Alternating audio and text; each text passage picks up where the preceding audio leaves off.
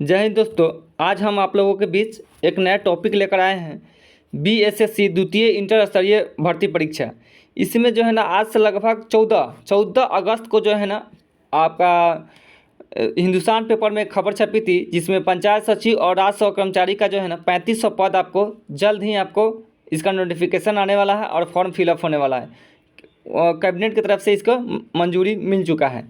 तो देखिए, बीएसएससी द्वितीय इंटर स्तरीय भर्ती परीक्षा के बारे में जानने से पहले हम इससे पहले प्रथम इंटर स्तरीय जो परीक्षा हुआ था उसके बारे में हम कुछ बता देते हैं।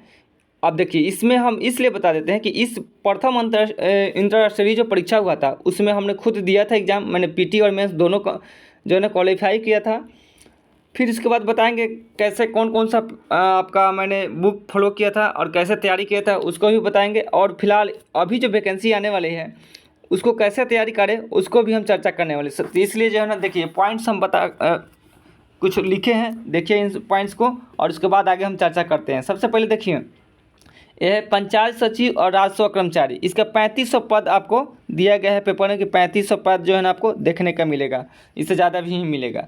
साथ ही आपका इसका सिलेबस क्या रहेगा और इसका आयु सीमा क्या रहेगा, फॉर्म फिलअप करने का उम्र क्या रहेगा, कब तक आएगा बहाली, ये देखिए बहाली कब तक आएगा, और बीएसएससी परीक्षा की तैयारी कैसे करें, इन सभी मुद्दों पर जो है ना हम अभी चर्चा करेंगे। और देखिए साथ में देखिए, प्रथम इंटर स्तरीय पीटी और मेंस मैंने कैसे निकाला था, कैसे कंप्लीट किया था, ये भी हम आपका डिस्कस करेंगे, बताएंगे पूरा सिलेबस। इसके बारे में हम पूरा जानकारी देंगे। और देखिए, मेरा जो चैनल है हम झूठ नहीं बोलते हैं या ऐसे ही अपने मन से कुछ नहीं बोलते। जो भी बातें बताएंगे ऑथेंटिक बताएंगे, और ऐसे लाइक और व्यू पाने के लिए कुछ भी नहीं बताएंगे।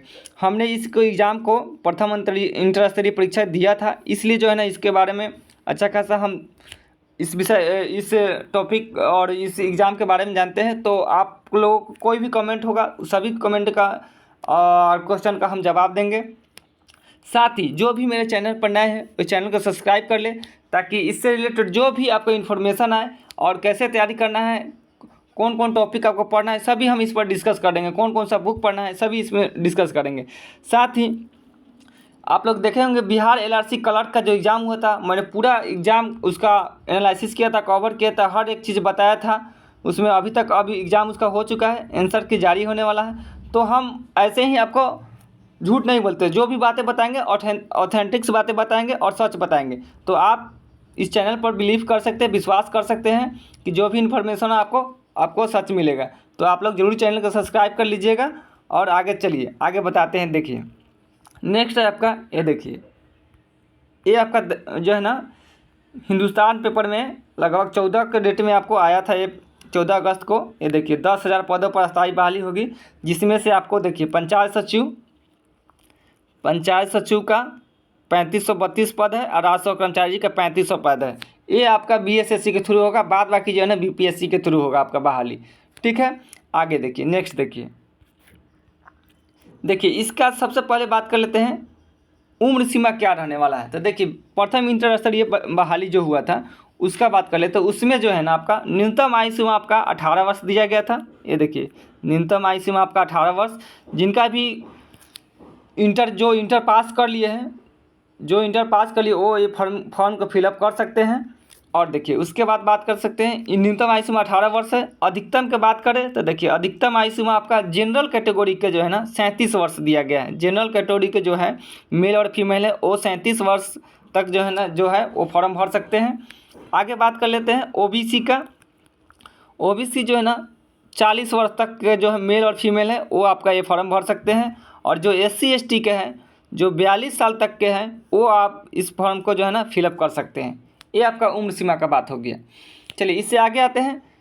उससे पहले एक चीज़ और ध्यान रखिएगा आप लोग, ये आपको फॉर्म फिलअप अभी तो नहीं आया, फॉर्म जब फिलअप होने लगेगा उससे पहले आप लोग जो है ना कास्ट, ये ध्यान रखिएगा, कास्ट सर्टिफिकेट और उसके बाद बात कर लेते हैं इनकम सर्टिफिकेट। शायद इनकम ना भी लगे, लेकिन आपका कास्ट सर्टिफिकेट जो ओबीसी के लिए NCL होता है वो सर्टिफिकेट। और अगर इसमें कंप्यूटर अगर खोजता है तो कंप्यूटर का जो है ना, कंप्यूटर बोले तो आपका DCA ये सब जो है ना वगैरह खोजता है, DCA का सर्टिफिकेट खोजता है। तो DCA का सर्टिफिकेट फॉर्म फिलअप होने से पहले का होना चाहिए। फॉर्म फिलअप जो ये कर रहे हैं उससे पहले का होना चाहिए। इस मुद्दे पर जो है ना बहुत सारा विवाद हुआ था NCL के मुद्दे पर। NCL जो खोजा जा रहा था प्रथम इंटरमीडिएट में डॉक्यूमेंट वेरिफिकेशन के समय, वो खोजा जा रहा था जबकि वैकेंसी निकला था तब का खोजा रहा था, उस समय तक का किसी के पास नहीं था। तो इसी के लिए मुद्दा फंसा था, लेकिन बाद में जो है ना करेंट कर लिया। लेकिन आप लोग जो है ना इसको ध्यान रखिएगा, पहले से ही इसको बना के रखिएगा। कास्ट सर्टिफिकेट, NCL और आवासीय, ये जरूर आप जो है ना पहले से ही बना के रखिए। और DCA का ये चीज़ों का मार्क पहले का जब से फॉर्म आएगा तब का खो जाएगा, उससे पहले का खो जाएगा। तो इन कागजात को बना के रखिएगा। नेक्स्ट आगे देखिए, आगे है देखिए इसका पाठ्यक्रम क्या होगा। सिलेबस देखिए आपका सबसे बड़ी बात है, जो LRC की अभी तैयारी कर रहे थे उनके लिए बहुत फ़ायदेमंद है। सेम वही टॉपिक वही सिलेबस है, कुछ इसमें चेंजिंग नहीं है। सिर्फ इसमें जो है ना 25 नंबर, देखिए 25 नंबर जो है ना आपका गणित 25 नंबर सिर्फ आपको विज्ञान जो है ना इसमें जुट गया है, और मैथ को जो है ना 25 कर दिया गया है। बस यही चेंजिंग है, बाद बाकी कुछ चेंजिंग नहीं है, सेम वही सिलेबस रखा गया है। तो आप लोगों के लिए जो है ना बहुत फ़ायदेमंद होने वाला है, जो भी LRC के अभी जो एग्ज़ाम दिए उनके लिए। तो देखिए सिलेबस इनका क्या रहेगा। देखिए सामान्य अध्ययन आपका 50 प्रश्न रहेंगे, एक प्रश्न आपका 4 नंबर का रहेगा, तो 50 प्रश्न रहेंगे। विज्ञान इसमें जो है ना इंक्लूड किया गया, 25 नंबर आपका विज्ञान का प्रश्न रहेंगे। 25 क्वेश्चन विज्ञान का रहेंगे और 25 क्वेश्चन आपका गणित के रहेंगे। टोटल 50 क्वेश्चन रहेंगे। और आगे बात कर ले रीजनिंग का, देखिए रीजनिंग का 50 क्वेश्चन रहेंगे, 50 प्रश्न जो आपका रीजनिंग का रहेगा। सेम आपका LRC वाला जो है ना आपका पैटर्न है। तो आप LRC जो भी LRC क्लर्क का एग्ज़ाम दिए हैं उनके लिए बहुत फ़ायदेमंद होने वाला है ये सिलेबस। बशर्ते आप लोग जो है ना तैयारी जारी रखिए, रोकिएगा नहीं, तैयारी जारी रखिए और इसको तैयारी करते रहिए। आगे देखिए टोटल 150 प्रश्न होंगे। नेक्स्ट देखिए अगला है आपका, देखिए ये आपका जो आपका LRC का जो आपका सिलेबस था सेम यही सिलेबस है, सेम आपका जो है ना यही सिलेबस रहने वाला है आपका। देखिए हम अभी इसमें बताएंगे भी। ये देखिए जो आपका LRC का सिलेबस था वही सिलेबस आपका मैथ रीजनिंग का भी सेम वही सिलेबस रहने वाला है। ये देखिए मैथ रीजनिंग का भी मेंटल मैथमेटिक्स के लिए पूर्ण संख्याओं का विकलन, दशमलव और भिन्न संख्याओं के बीच परस्पर संबंध। ये देखिए गणितीय संचालन, अनुपात, समानुपात, प्रतिशत, साधारण ब्याज, लाभ हानि, छूट, डिस्काउंट, औसत, कार्य समय, साझेदारी एवं समय एवं दूरी, ये सभी प्रश्न जो आपका मैथ का जो है टॉपिक रहने वाला। साथ ही इसमें जो आपका ये जोड़ लीजिए, बार ग्राफ जोड़ लीजिएगा, ये आपका रहेगा आपका, और पिक्टोग्राफ जोड़ लीजिएगा, जैसे ऐसे आपका दे देगा, और ऐसे जो है ना ये बार ग्राफ जो है ना, एक सेकेंड, किस वर्ष जो है ना जैसे वर्ष दे देगा, किस वर्ष के इसमें 20 है तो इसके बाद 30 हो गया था, कितना आपका बढ़ रहा है। इस टाइप के जो बार ग्राफ से क्वेश्चन जो है ना आपका पूछा जाएगा। इसमें एक और टॉपिक नहीं है आपको, उसको ध्यान लीजिएगा, इसमें एज नहीं है, एज आप काउंट इसमें लिख लीजिएगा, एज से आपका प्रश्न आए थे। और दूसरा अगला बात कर लेते हैं, तो इसमें इसका एरिया और वॉल्यूम का, एरिया और वॉल्यूम का इसका जो है ना आपका प्रश्न देखने को मिलेगा मैथमेटिक्स में। तो ये 3 चीज़ों को जो है ना इसमें इंक्लूड कर लीजिएगा। आगे बात कर लेते हैं, ये आपका ये देखिए ये आपका सिलेबस हो गया, यही सिलेबस सेम यही सिलेबस आपको रहेगा आपका। फिर देखिए आगे देखिए, नेक्स्ट देखिए, ये देखिए सामान्य अध्ययन, ये आपका जो ये देखिए ये जो ना प्रश्न, ये जो है ना आपका सामान्य अध्ययन का जो देखिए क्या क्या प्रश्न आपका पूछा जाएगा। ये आपका बुक जो हमने जो है ना उस समय जो बुक खरीदे थे उस बुक में सिलेबस दिया हुआ है, उससे निकाले हैं। देखिए ये सिलेबस दिया हुआ है।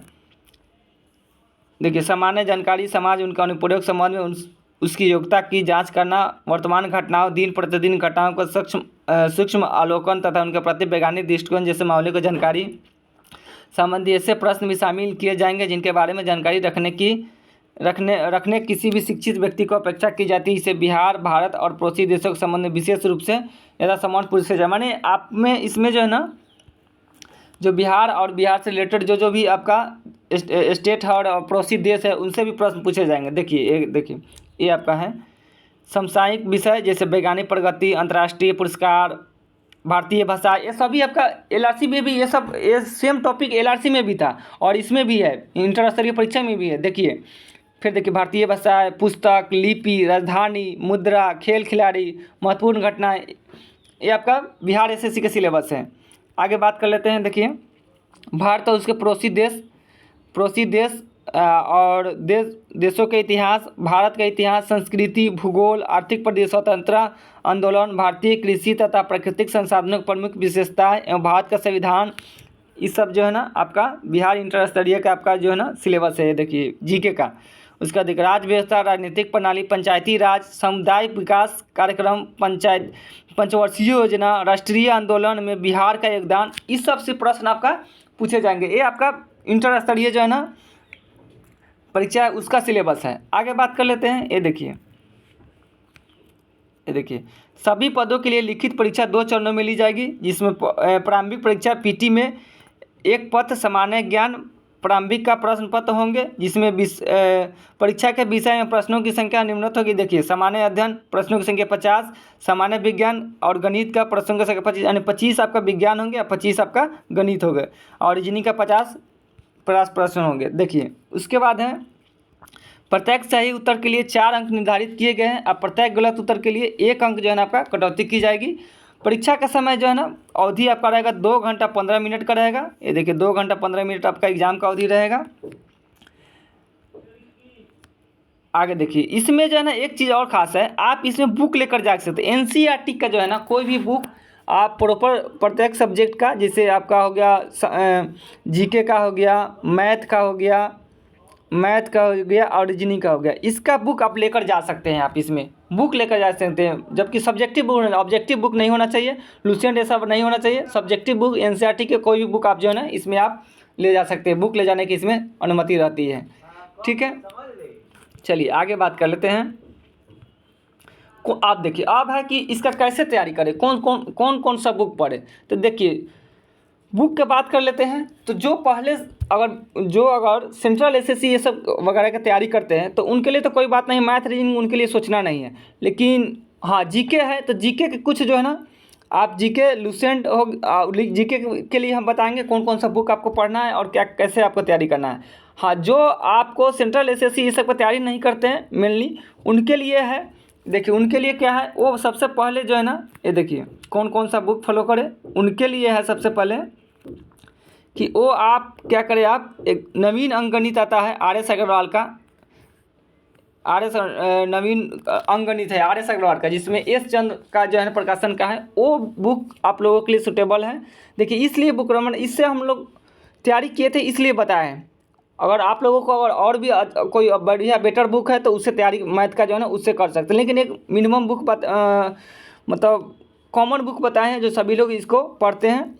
तो आप नवीन अंकगणित आर.एस. अग्रवाल के जो भी टॉपिक मैथ का हम बताए हैं वो सभी को आप एक बार बना जाइए, प्रॉपर बना जाइए। उसके बाद देखिए सामान्य ज्ञान के लिए आप लुसेंट पढ़िए या सामान्य ज्ञान का क्राउन पब्लिकेशन क्या आता है, इसमें अच्छा खासा मतलब आपको बिहार से रिलेटेड जो एग्ज़ाम में पूछा जाता है उससे रिलेटेड जो है आपका प्रश्न आपका रहते हैं।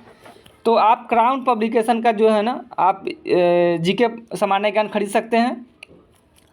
लुसेंट का ऑब्जेक्टिव सामान्य ज्ञान है उसको फॉलो कर सकते हैं, उसको पढ़ सकते हैं। इससे आप जो है ना सब्जेक्टिव पढ़िए और इससे ऑब्जेक्टिव लगाइए कि कितने सही हो रहे हैं।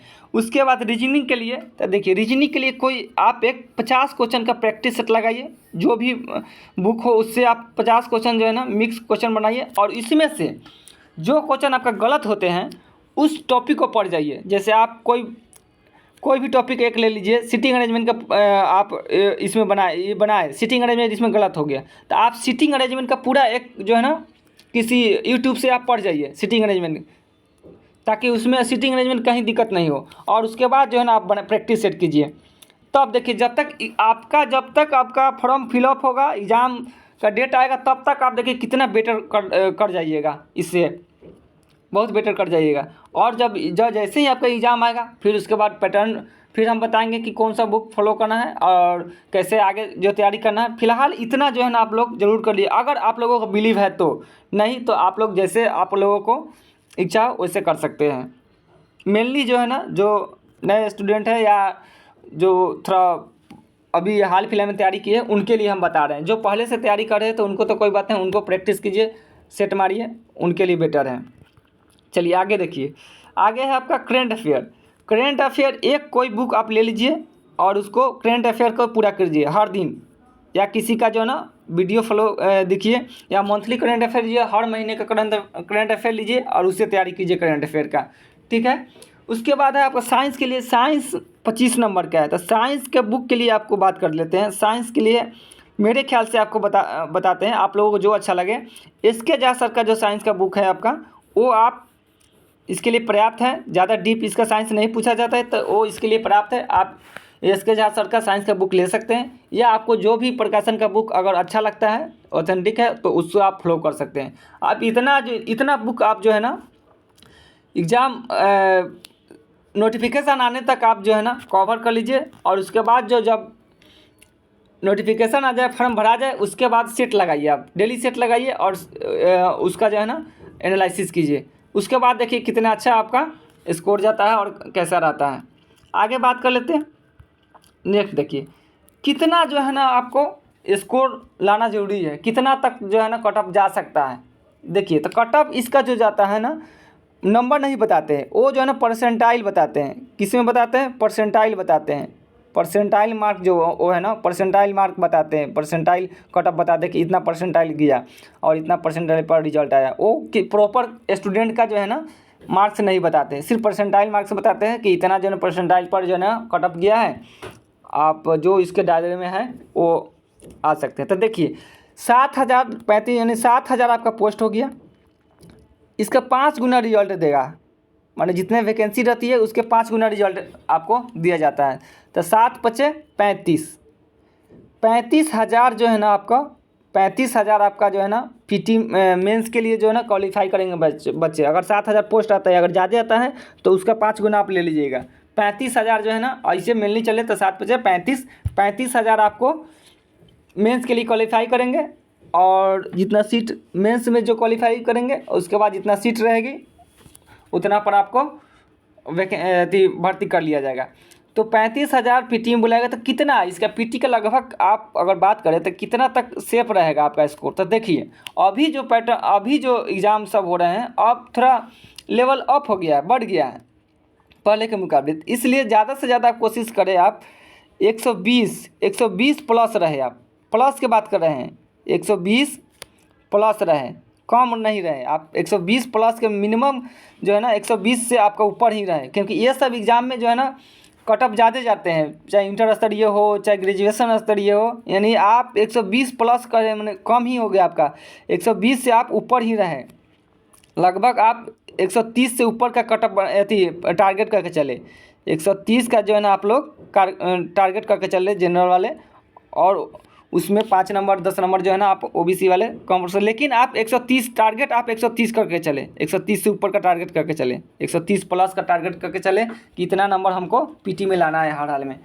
क्योंकि इसमें आप इसे ग्रेजुएशन वाला जो आप एग्ज़ाम देखे होइएगा, जो स्नातक स्तरीय हुआ था, उसमें लगभग 130 प्लस से ऊपर जो है ना आपका कट ऑफ चले गए थे। इसमें जो है ना अच्छे पढ़ने वाले बच्चे बैठते हैं, तो आप लोग जो है ना पहले से और बढ़िया से तैयारी करके रखिए।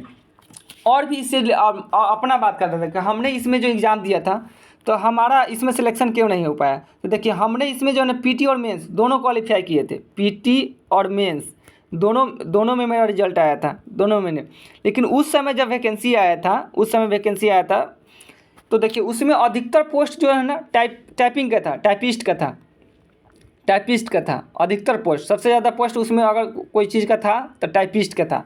उसके बाद जो है ना नॉन टाइपिंग का जो पोस्ट था, नॉन टाइपिंग पोस्ट के लिए मेरा जो है ना नंबर उतना नहीं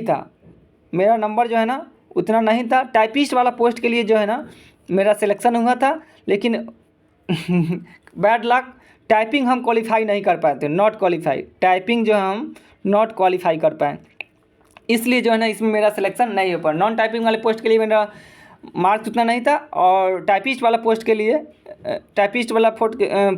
अगर बात करें तो इसमें हम टाइपिंग क्वालिफाई नहीं कर पाए, इसलिए मेरा जो है ना सिलेक्शन इसमें फाइनली नहीं हो सका। और मेरे साथ जो है ना लगभग कितने 4 बच्चों का 4 स्टूडेंट, मेरे जो स्टूडेंट बोले या मेरे जो दोस्त थे, कलीग थे, इनके 4 स्टूडेंट मेरे साथ जो लोग पढ़ते थे, उनका 4 आदमी का इसमें जो है ना सिलेक्शन हुआ आपका निम्न वर्गीय लिपिक में, और एक का जो है ना दरोगा में हो गया तो उन्होंने छोड़ दिया, इसमें ज्वाइन नहीं किया, यानी 5% को जो है ना इसमें सिलेक्शन हुआ हम लोगों के साथ में। मेरा भी वही बात कर रहे हैं, सिर्फ टाइपिंग नहीं निकला जिस कारण से मेरा छूट गया। तो और भी इससे रिलेटेड कोई आप लोगों को क्वेरी हो या कोई क्वेश्चन हो तो आप कमेंट बॉक्स में आप लिख सकते हैं, या मेरा व्हाट्सअप नंबर है, इस पर आप जो है ना मैसेज कर सकते हैं, इस पर आप लोग मैसेज कर सकते हैं, ठीक है। फिर आपको जैसे ही आपको इससे रिलेटेड जो भी नोटिफिकेशन होंगे, जो भी आपका अपडेट होगा हम बताएंगे। और इसका जो है ना हम प्रैक्टिस से स्टार्ट करने वाले प्रीवियस ईयर का, प्रीवियस में पीटी का किस प्रकार के प्रश्न पूछे गए थे वो हम इसमें आपको अगले वीडियो में हम डिस्कस करने वाले हैं। तब तक के लिए जय हिंद जय भारत।